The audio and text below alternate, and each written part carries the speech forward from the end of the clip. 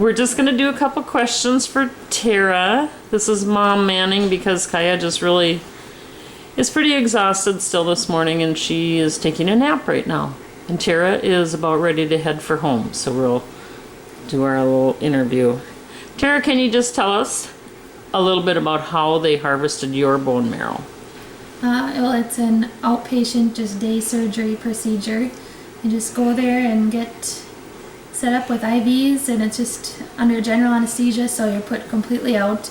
I had a tube down my throat, and then they flip you so that you're laying on your stomach, and they insert big trochanters, they're called, or like they're very big needles into the tops of your hips in the back.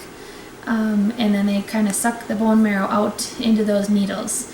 So I have 6 holes on my back, 2 on one hip and 4 on the other hip in my skin, but they're able to put the needle in and then redirect it many times in the bone before they pull it out and make another skin hole. So they figure there's over 100 holes in my bones again this time.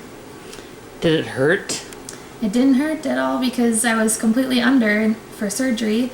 And then by the time I woke up, I was just kind of groggy, and I haven't even had to take any ibuprofen or anything. Just feels like kind of a dull backache is all, and I'm a little bit stiff.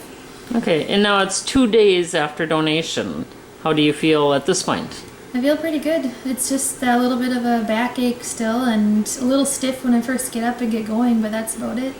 Okay.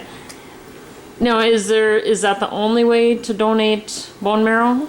No, for Kaya, the best way to do it was to harvest the bone marrow right from my hips because she needed it as pure as it could be, because the other way to do it is to donate almost like you're donating blood, and that's more of what a lot of people refer to as a stem cell transplant. And for that way, they stimulate your bone marrow to send out lots of cells into your blood, and then you donate blood that way. But for Kaya, if she did it that way, there would have been too much risk of graft versus host disease because there would have been too many T cells that would be getting into her body that were mine, and the T cells are what would make her fight and try to reject my transplant. Okay. So it kind of depends on the individual situation then, Yep. which way they choose to get the bone marrow. Yep, and you don't get to choose that. It's the doctor makes the decision for what's best for the patient based on what their needs are.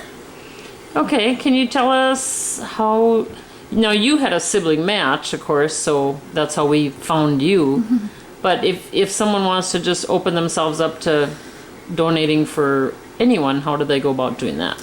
To become a donor or be on the registry to donate, you go to bethematch.org, and on there you can request a kit that they'll mail out to you. And what they do with the kit, I actually, after I donated for Kaya the first time, I requested a kit to be on the Be The Match registry because I realized donating wasn't a big deal at all.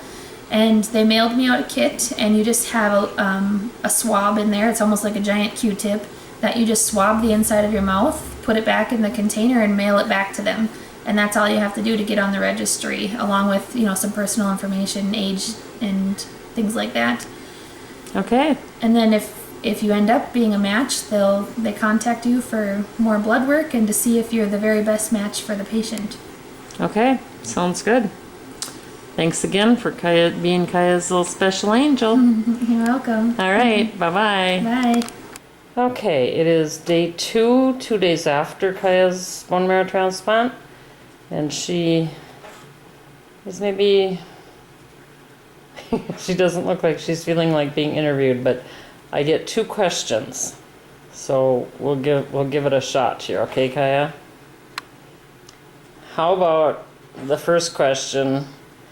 Do you feel better or worse than yesterday? Better. Better. Well, that's a step up.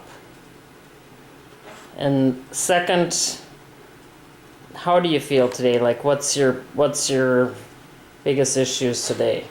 I'm exhausted. You're exhausted. I can't get out of bed.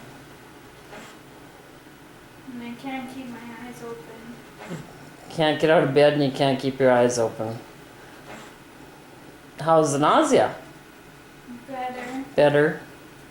So, because of how exhausted you are, what did you do all day?